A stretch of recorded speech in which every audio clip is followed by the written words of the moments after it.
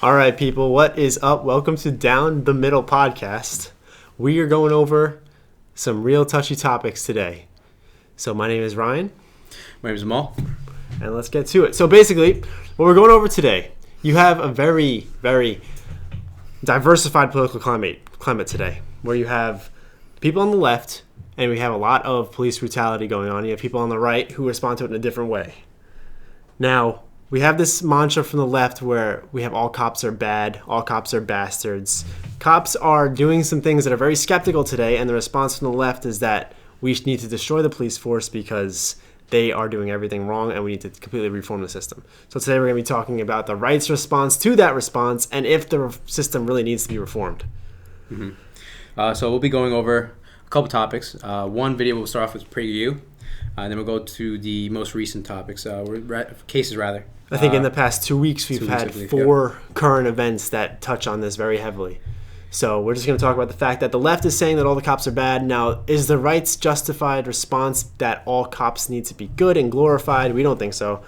This is a podcast that we're trying to be as moderate as possible. So I think we both have conservative values, but we're going to hear the other side, and we're going to try to stand right in that middle and try to be rational about the whole thing, because that's what we need today is rational conversation, and we need to figure out these issues with intelligence. And I think the main point of this video and the videos that come forward are having an area or like a grounds where conversation is allowed, so that's a lot that I've been seeing where conversation is not allowed and then just creates more polarization, and that's exactly the opposite of what we want, I think, as a society and community. So that's why this podcast is a thing. So down the middle, we're going to take it straight from the facts and just go from there, and then hopefully it'll create and hopefully you guys watching it, if you're on the left and you hear what we have to say, then maybe you'll see that this idea that all the cops are bad is irrational. It's not true.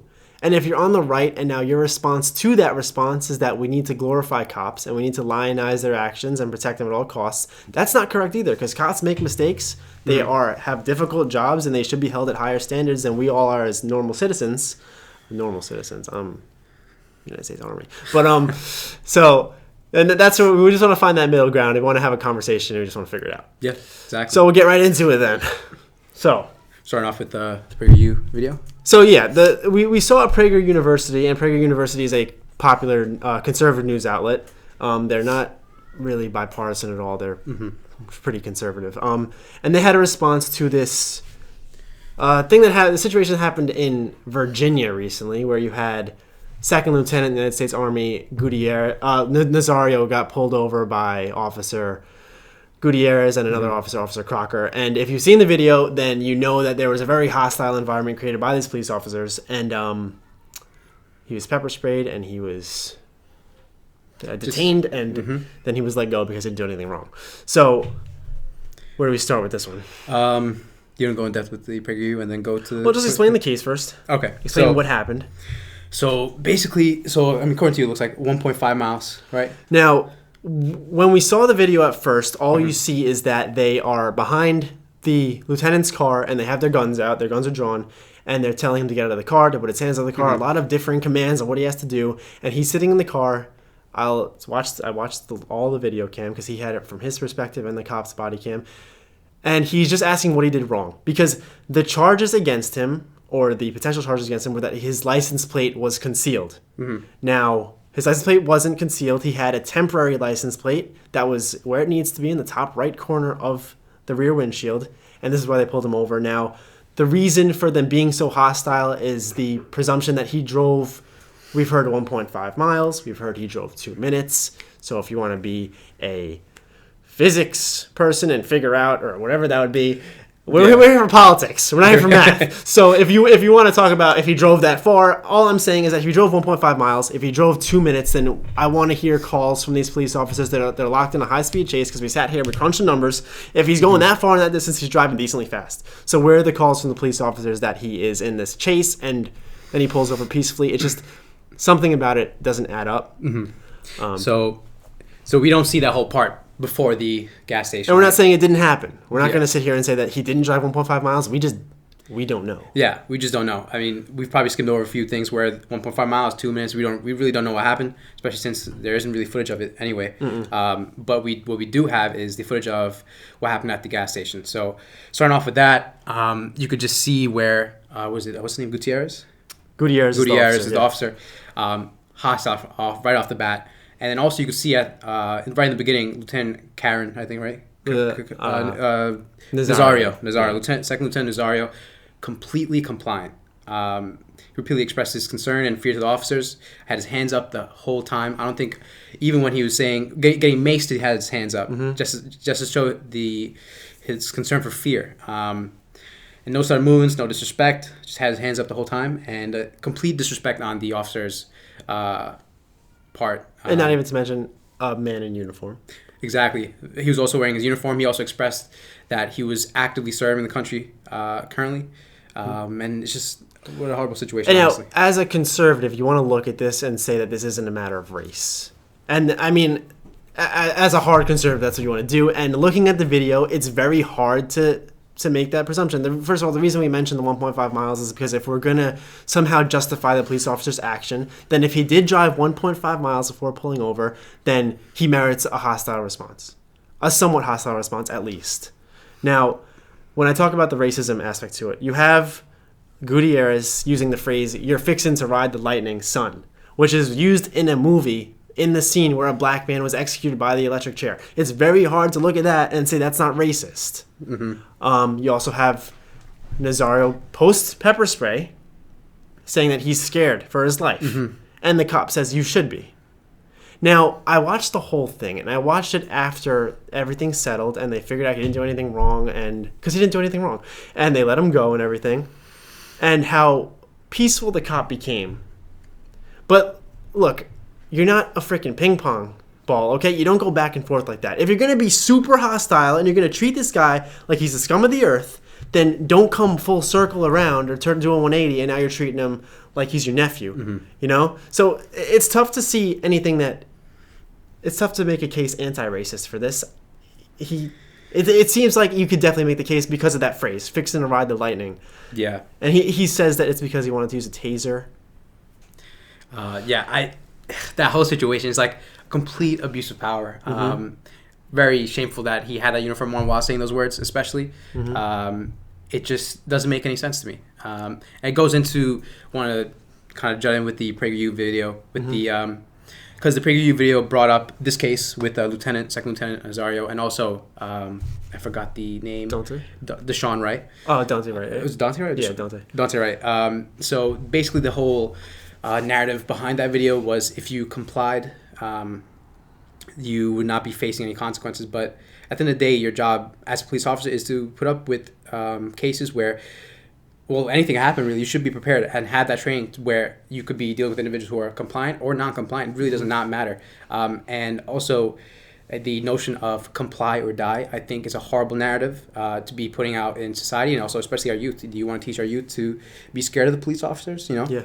I think that's another horrible point that at least PragerU has been using to kind of have like a complicity in, you know, just listen to anybody with authority, and no matter if you're right or wrong, and then I get the privilege of going back home to my family, you know. Exactly. And I don't think that's the right way to portray police officers. And protect and serve, I feel like, is the way I want to portray officers. But right now, that's not what we're seeing right now in our society, at least. And to touch on what you just said, it all makes perfect sense. You have the idea of community policing, which is, I think it's become more of a democratic idea, but it's a good idea. Friendly police officers who you don't have to be scared of. Now, going back home to your family is a right, not a privilege. Exactly. So, and just like we said in the beginning of the video, these police officers are held at a higher standard. My job is not a police officer's job. I am not going to hold myself to the same standard. I shouldn't. And the public doesn't hold me to the same standard as I hold them to. The idea of comply or die, just because a police officer... Now, if a police officer pulls you over, you pull over. If a police officer asks you for license and registration, you do that. Now, there are laws, and I don't have all the information on the laws and what the codes are for how you're supposed to respond to a police officer. You didn't do anything wrong, and a police officer has pepper spray, a gun, a taser, and pepper spray in your face, and you didn't do anything wrong. And also, just to quickly interject, all he's asking is, what did I do wrong? Exactly. Why was I pulled over? And there's no answer. The answer is not you drove 1.5 miles and then we stopped you. Because if that's the big thing is that he drove so far with lights on. And if he did that, then, man, that's a horrible thing to do. You got lights on behind you. If you're going to a well-lit area, but you don't see one for miles, then you can pull over. But I get you want to be safe. And you can have a whole conversation about that. If it's because of the license plate, why isn't that mentioned? Why isn't a simple answer? If we have to comply or we're going to die, then why can't we get an answer to the question, what did I do wrong? Why are you pepper spraying me? Well, so it's just really a loss of words. Like, I just don't know why it even started off at that point. Not even, you just don't even see a gradual escalation. And just like we spoke about, the de-escalation, because I've watched a lot of videos from cops' perspective on this, the de-escalation from the gun to the taser to the pepper spray. I understand lethality. Even though pepper spray and a taser, I'm not sure what the lethal rates are. If you can die from either one of them, I'm sure you could. Yeah. But that's not a great de-escalation. We spoke about getting kicked in the face and kicked in the throat. Yeah, like you just... This is my home gym. We do a kickboxing tournament every week. If I'm fighting Nomal and I punch him in the face, and he's like, damn, bro, I wish you didn't do that. So I punch him in the neck. He's not going to be like, thank you. You did a great service to me. If you want to de-escalate a situation, then it happens with tone. It happens with what you say. It happens with how you treat the other person. I don't treat de-escalation as pepper spray. Right. Maybe I'm crazy.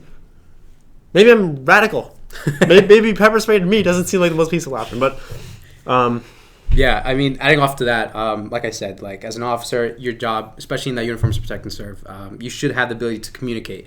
That's how you de-escalate a situation.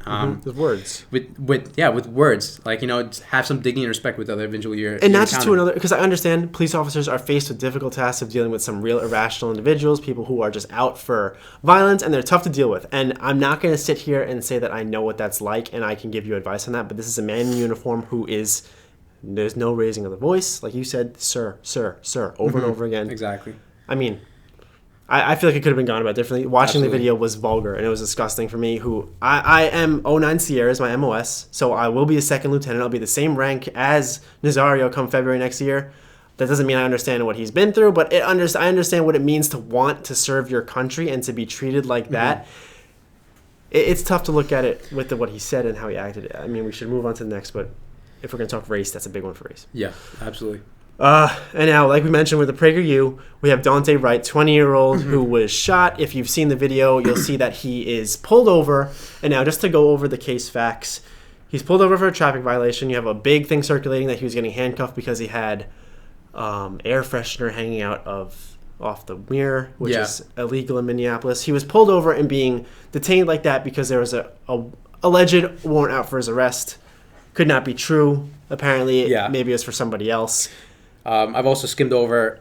Apparently, the warrant was for a different person. Like I said, we haven't fact-checked it, but that's definitely something we've skimmed over and seen a couple of times, so it's definitely something to look into. And there's a story that he was holding a woman at knife point, demanding money that she owed him. So it's not as simple, and the one thing that the left has to do is stop assuming that it's as simple as he was getting handcuffed because of air freshener.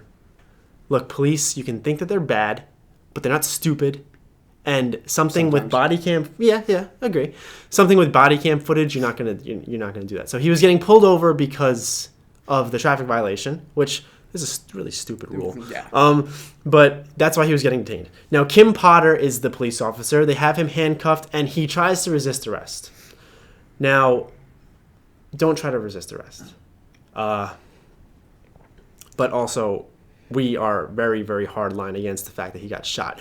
Kim Potter, who's a 26-year veteran, you have all this. She grabs her gun. When the gun is on one side, the taser's on the other. The gun is 6 pounds. The taser is 2. Horrible, horrible, horrible mistake. Yeah. She should lose her job. She should get charged for manslaughter. Terrible. So basically what happened was he was, I believe, already handcuffed, right? He was handcuffed. So he was already handcuffed. He had 2 officers on each side of him. Officer Potter, is that her name? Officer Kim Potter, yeah. Officer Kim Potter was walking towards Dante Wright, and then right when she was like right around his area, he got in the car.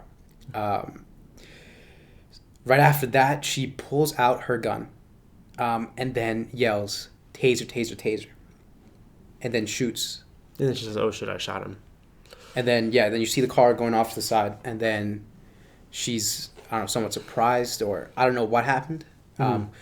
But I do know that that should not be happening at all in any circumstance whatsoever.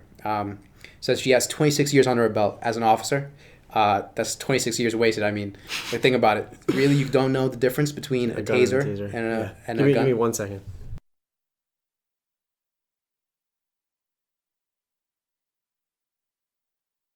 So, just like you said, and as we've been talking about, higher standards for police officers, don't make this mistake. You can't. And for the people, and this is what we're talking about, the polarization. Now, it's been the leftist thing, and it's a first grade argument to say, oh, you did it first. So, but it's kind of the dynamic here is that the left has said all cops are bad and that we need to do all these things to police officers, and that's not true.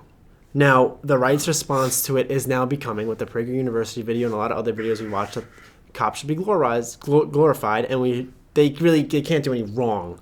Yeah. Now, it's a horrible... I do believe it's an accident. I don't believe it's an act of race.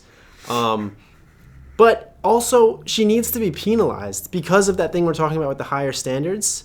She needs to be penalized for this. Cops they have very important jobs, and when they do good things, they are held to the standard they deserve to be held to. You save someone's life, you're a hero, and that should be on your shoulder forever. You should wear that badge forever. You are a hero.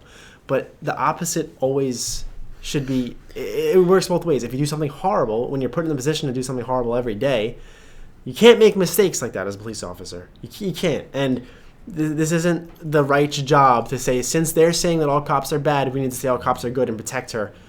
Second-degree manslaughter. Yeah. Reckless disregard for human life. Just building off what Ryan was saying, it's like the tit-for-tat strategy where, I mean, this wouldn't happen if this happened, So a lot of people are saying, I mean, if Dante Wright didn't get in that car, she wouldn't have had to... And he shouldn't have resisted arrest. Yeah. But at the end of the day, that's, like I said, as an officer, that is what you're supposed to be trained to handle, whatever happens. So certain situations are going to come up, you should be prepared for them. Your way of handling them is what's important, and that's, at least at this stage of the game, that's what makes the difference between life and death, as we can see right now. Yeah. And I think that all of this... And we'll go through the rest of it. Actually, I'll touch on that at the end, just when we go to police reform. Mm-hmm. But just like two things so we can keep on moving that we want to talk about that I just want to touch on. There was a weird cancel culture dynamic since we're talking about the right and the left. In response to this, the city manager said that Kim Potter was owed due process and he was fired immediately. Mm-hmm. Very dangerous precedent there. That's Absolutely. Very dangerous. Yeah. Due process is our American system of giving someone a fair trial. And in response to this case, and you saw Chauvin was yesterday, she will get convicted. But she deserves to get tried and convicted, just like everybody. People who do mass shootings deserve to get tried and convicted. They will be guilty inevitably, but due process. That's just the way the law system, justice system works. Exactly. In the US, at least, And he got fired immediately for due process. Mm-hmm. So as we try to kind of stomp down on the right for how they're responding, you leftists are making it too damn easy to come right back at you. So, and there have been YouTubers that have said. That the fact that she was a female and that Dante responded to resisting arrest because it was a female now approaching the scene, I don't think that that's the case at all. She's been on the force for 26 years. We've never heard her name before. I think that she's had a good career. We haven't heard anything like this. The fact that she's female doesn't matter. Yeah. Female cops are just as good as guy cops. That's just... That's horrible statement by where that was. Where did that one come from? I can't even see where he got that from. All right. On to the next. Adam Toledo in Chicago, 13-year-old boy. Now, this one's fucking loaded. I cursed. I wasn't supposed to curse. I told you if I get heated, I'm going to curse. Yeah. Now, because there's so much here. Yeah. Now, Adam Toledo, do you want to go over the case details? So Adam Toledo, Chicago, right? Chicago. So he's a 13-year-old kid. He was out at 2 a.m. And he was with another individual who's around 21 years old. Mm-hmm. So they're around 2 a.m. and then I believe they had a firearm on them. Don't know which one who was shooting, but they fired a couple shots. Then an individual called and made a report to the police. Mm-hmm. Said, hey, I hear some gunshots, and then reported the area.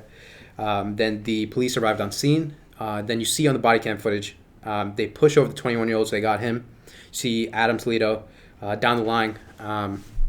He's running away from the cops. And then this whole thing happens in a span of 5 seconds.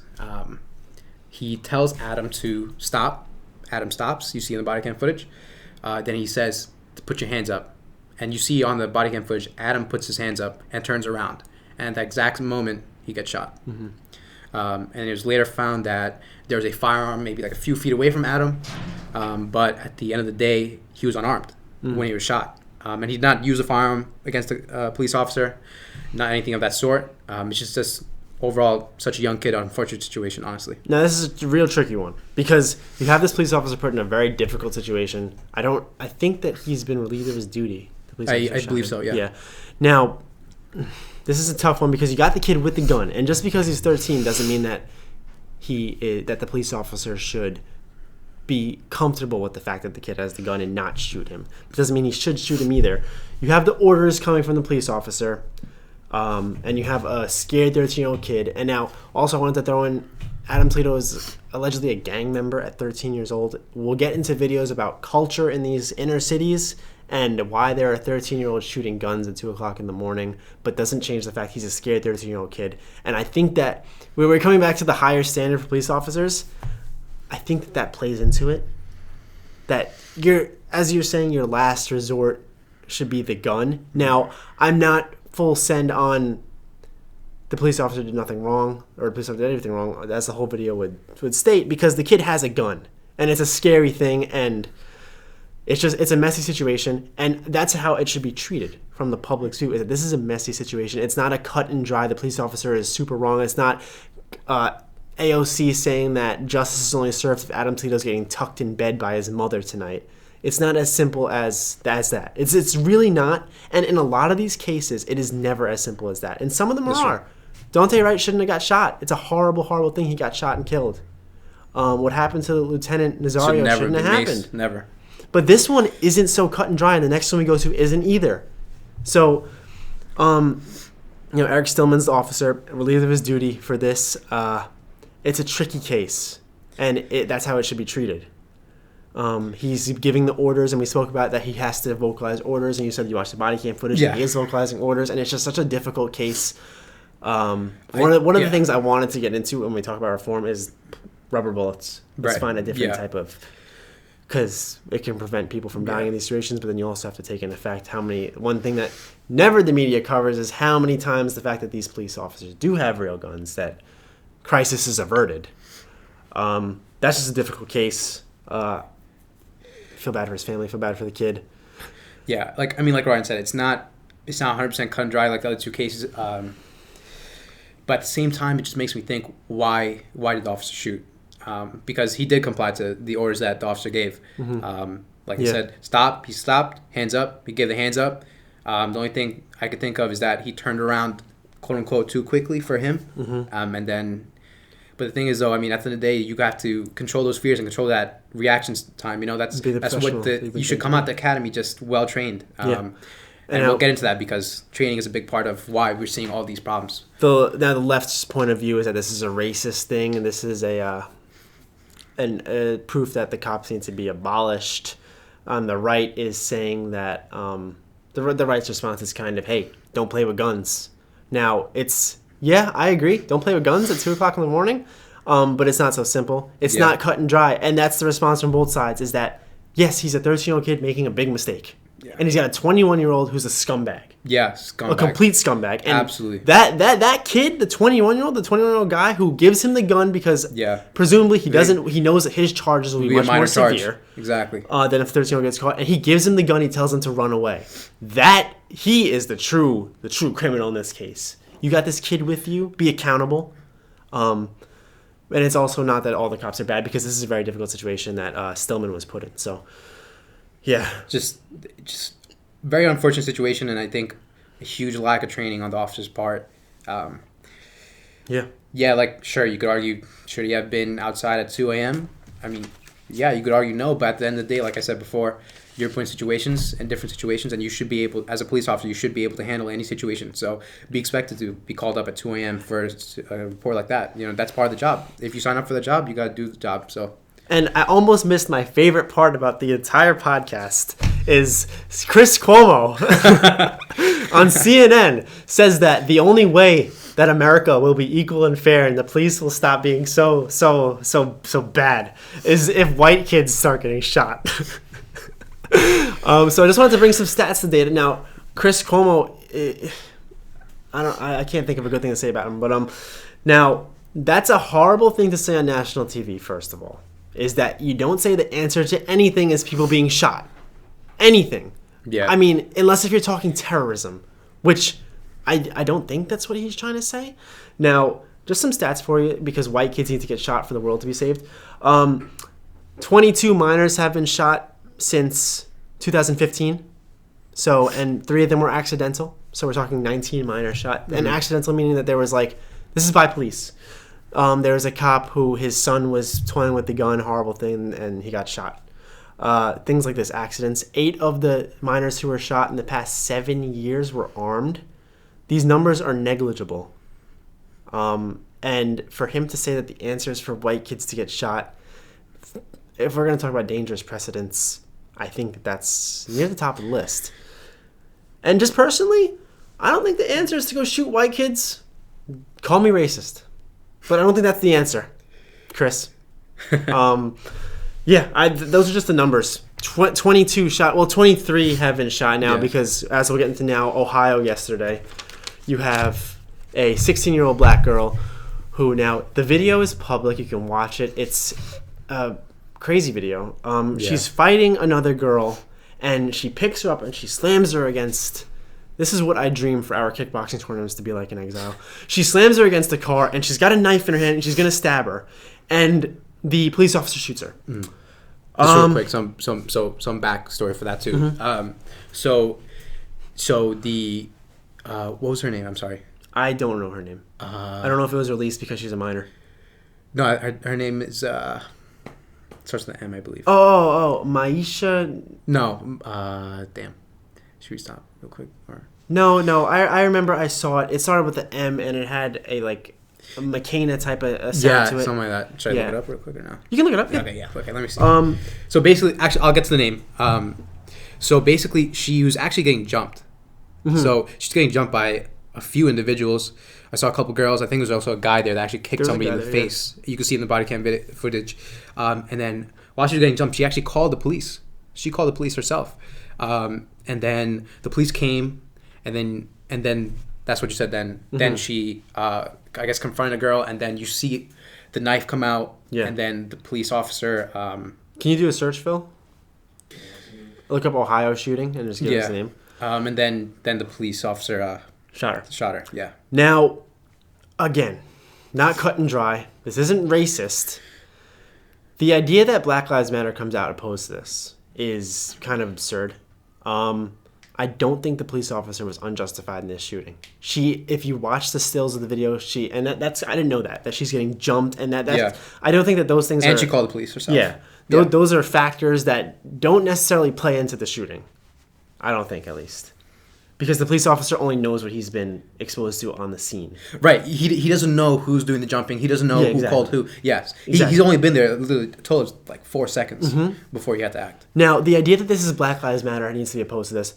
The girl she was going to stab was black. So does Black Lives matter when a white police officer is saving a black girl's life? And yes, from another black girl, but... I just think it's very dicey for Black Lives Matter to come out against this and to say that this is another form of racism. You have President Obama's former advisor saying that this is a great form of racism, # Black Lives Matter. Officer's name? No, the girl who got shot. Makia Bryant? Makia Bryant, okay. Yeah. Yeah, so... Miss Bryant, yeah. I was close. Yeah. Black Lives Matter coming out opposed to this, even though a black life was saved. And maybe more than one. This girl has a knife, and she is very close. If you haven't seen the video, watch it. Yeah. And if we can just say one thing, and I'll let you go after this.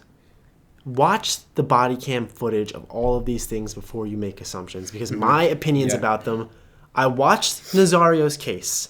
I watched the body cam, and then I watched the whole thing, and my opinion changed on it. Watch the body cam footage on these things before you make your preconceived notions about what happened. Yeah. So, I've been, like I said, or like Ryan also said already, this case is definitely not cut and dry. This is probably one of the trickier cases that we've seen, especially in recent times. a lot of comments I've been seeing online, especially, is like straight up like, oh, screw the cop, whatever. But if you watch the body cam footage, you can just tell from the comments who has watched the body cam footage and who hasn't. So I mean, the knife was literally inches away from the girl's neck. I mean, we're lucky that the stab didn't go off. It still didn't happen. Yeah, so he literally not even had a second to react. So I really don't know what he could have done. So, and tasers are not necessarily effective. And also, if let's say for example he had a taser, he used a taser, she would still be able to get that knife off. Yeah, she would probably still have stabbed it. Yeah. This case, I think the cop is completely justified. I don't think he should lose his job. I don't think he should be painted as a pariah or anything. I think that he did what he had to do. He saved life. That's what cops are there for. To protect our community. Yeah. It was definitely a tricky situation, and it's just like the people that are making these comments, I just don't know like what like. I asked them like, or you could maybe in the comments too, like, what would you have done? Yeah, if you're in the police, if you're in that position. You see these scenarios where they put the civil rights activists in the role of the police, and how bad it goes because police have tough jobs, and I just want to touch back on because I don't think that any type of alleviation of critique from this officer is unjustified. I don't think he did a bad thing. The left's response is insane. You have LeBron James tweeting "you're next" to him true. Because obviously yesterday Chauvin got convicted, and we've spoken on length about it. Chauvin was guilty and he got convicted. This doesn't mean that every time a cop shoots someone they are going to prison for 30 years, especially in a case where you can make a real argument that he was justified in his actions. And LeBron James is horrible. He's a good basketball player, but I mean outside of that, stay in your lane. Well, that's a horrible thing to say. You're next. Yeah. He's advocating for mob rule. Yeah. He's advocating that if you're a police officer and there is a black person committing a crime and black people are severely overrepresented in violent crime, but if you're a white police officer, actually, does it even matter if you're white? Because this is it's also a racist thing, but it's also an all cops are bad thing. So it doesn't even matter. If you're in the uniform and a black person commits a crime, like stab someone. Don't do anything, because if you do, you're going to jail for 30 years. And this comes from President LeBron James. I mean, you're in that, we spoke about, you're in that role of authority. You have how many followers? I don't know, 80 million maybe? Yeah. And that's you're next? Yeah, so I think that comment by LeBron James, "you're next," is definitely... it wasn't rightly put, so he shouldn't have said that. Absolutely, and also I'm not on the flip side where like shut up and dribble. I'm not with that either. Like if you're doing a good job and doing your research, and if you have a platform where you can influence people and it's for the greater good, absolutely go ahead and do it, and I support that. It goes back to the whole comment. Zlatan. I'm definitely pronounced his name incorrectly, but he's a soccer player, and he told LeBron, "Stay in your lane," kind of like shut up and dribble kind of comment, and I disagree with that too. So I mean, if you have a platform and you're using it for greater good, that's great. But especially with the situation that's come up so recently, and where the facts are all out, and then with that body cam footage, sorry, I don't know. I ask everybody like, what would you have done? Exactly. And also another thing, especially with that situation, we talk about de-escalation a lot and like just handling the situation, especially as a cop. There was literally no time. Time to react. He got there like in 4 seconds. I mean, he got there, and then 4 seconds after, he had to decide whether or not he had to shoot. So there's no situation to de-escalate where like it wasn't a situation where the Miss Bryant was holding a knife and then coming closer. She was by the time he saw the knife, she was swinging. So I don't know what you really could have done in that situation. If he didn't shoot or if he didn't act, I mean, I think the other girl would have been in serious critical condition. Yeah. And on top of that, now you have Miss Bryant probably in cuffs. So and to respond to that, the shut up and dribble idea, I definitely agree that these people who are in these roles of great influence, they should use that influence. And I point out a different, and I say that specifically to someone who like LeBron James, who has multiple times said things that just fuel society. Yes. He said that he doesn't leave his house without the fear he'll be shot. He is critiquing all these things while his Nike clothes get manufactured in communist China, where people are getting paid crap and all this stuff. information just not backed up. But then you have, I point out Dwayne Johnson, who says he wants to run for president. I respect it. I want to know your policies. If you have Matthew McConaughey wants to run for governor, Herschel Walker, former NFL player. If you're going to come to the table and you're going to show that you know what you're talking about, I will never say stay in your lane, because it's not the fact that you're a celebrity. It's exactly. like just, everyone has a right to politics. Absolutely. Everyone has a right to public opinion, but also everyone has a necessity for information. You can't. You can have the opinion without the information, but frankly, you shouldn't, because especially if you're in a position where millions of young kids are going to listen to you. I don't think that you should vocalize that opinion if you're misinformed. And saying something like that is misinformation, or it's the misinformation part that's that's the big part. Well, there we have our 4 instances of horribleness. Horrible events that just happened just recently in the span of 2 weeks. Do we get into the police reform, or do we end this video and do a separate video about should police be reformed? I think that would be a second video. The second video, right? I believe so. Because we have been going on for a long time. This video is supposed to be 7 minutes. We lied to ourselves. We knew that, though. This is going to be a little bit longer. Yeah. Well, yeah, that's just about it. Yeah, I mean, closing comments, just a down the middle type of... Yeah, it's just that, first of all, I think none of this brutality should happen. I believe police brutality is definitely an issue. It definitely exists. If you deny that it exists, then you're part of the problem. I mean, it's just cut and dry. Some like these situations. Some of these situations are cut and dry right in front of you. And if you could still say, "Oh, I mean, the police officer was in the right," I don't know what to tell you. But like I said, we have this podcast, and the message that we're trying to portray is that we have that. Hopefully, we create that middle ground, and down the middle, we could just talk about it, and then inside conversation where we could have some progress and really talk about it, because all that censorship is not going to get us anywhere at all. No, and the radicalness of both sides, and the right becoming more radical in response to less radicalness is not going to get us there either. And just to close out, police brutality depends on how you define it. To me, if you're going to say police brutality is an effect of police being implicitly biased and racist, then I would disagree with you. I think that there are racist cops, but I don't think that anything is wrong with the system itself. I think that they're undertrained, and I think that there is a lot of work to be done. And I don't think that these instances with Dante, and I don't think that's a result of police brutality. I think it's a result of a terrible mistake that never should have happened from police. And I don't think that's brutality. I think that that's police stupidity. If we can start with a new term. You could do that. But, and I think that the same thing from Toledo's case too. Maybe if you want to make a case for that, police stupidity. Yeah. But the second lieutenant, I would say that one is one of the rare cases of police brutality. He's abusing his power. We give him power as the people. We give these police officers power, and we don't like to see it abused. You don't like to see Joe Biden sign 300,000 executive orders in his first 3 hours. You don't like to see power abused from and police officers aren't elected officials, but the laws that they abide by are in our Constitution, in our way of life. Yeah, in our way of life. Yeah, they're public, and you can read them, and you don't want to see those abused. So just a quick down the middle type of recap. It's not cut and dry. It's usually never cut and dry.